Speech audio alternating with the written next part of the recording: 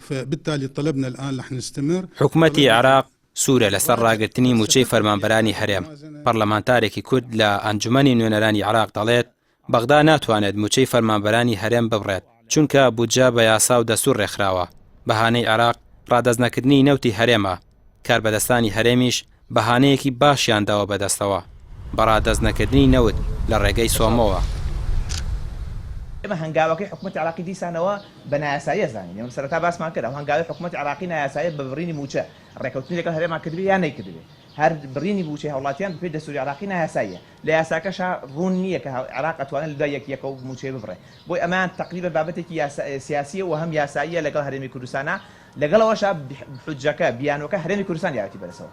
ئێشەی سەرەکی لەم بابەتە هەموو قەزێک کوردی لە عراقا کورد کراوەتەوە بۆ 432 ملیۆن دلار. ئەنی هەموو ئەو قەزیە گەورەی کوردی کە لە هەموو عالەما پێویست بوو هاوسۆزی دنیای بۆ دروستکەین کورد کراوەتەوە بۆ 432 ملیۆن دلارمانەیانێ. ئەمەش بەرهەمی سیاستەکانی هەردوو بنەماڵی تاالبانی بەرزانی. بەشێکی دیکە لەو هۆکارانەی وای کردووە بودجەی هەرێم لەلایەن عێراقەوە ببڕێت. ئەو 700,000 موچەخۆرەی بندیوارە کە موچەکانیان لە موچەی کەسانی شایستە زیاترە. ئەندامێکی پەرلەمانی عراق دەڵێت بەغدا تەنها موچەی 600,000 موچەخۆر دەنێرێت و هەرێم تا خۆی لە موچەی بندیوار پاک نەکاتەوە. ئەو کێشانە بەردەوام دەبن. لە هەرێمی کوردستان 700,000 بندیوار هەیە لە ماڵا دانیشتون موچەیان لە موچەی فعلیەکان باشترە. ئەگەر یەکێتی و پارتی دەیەوێت چاکسازی بکات چاکسازی ئەوە نییە تۆ بێی مۆزەفێر موچەکەی کەم بکەیتەوە. چاکسازی ئەوەیە بێی ئەو 700,000 بندیوارە لادەی.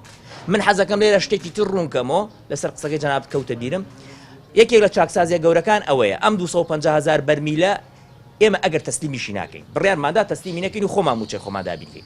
ئەم 250,000 بەرمیلە لە پاڵاوگەکانی خۆمان تەسفێ بکەین کە ئەتوانن تەسفێ بکەن و بیفرۆشن.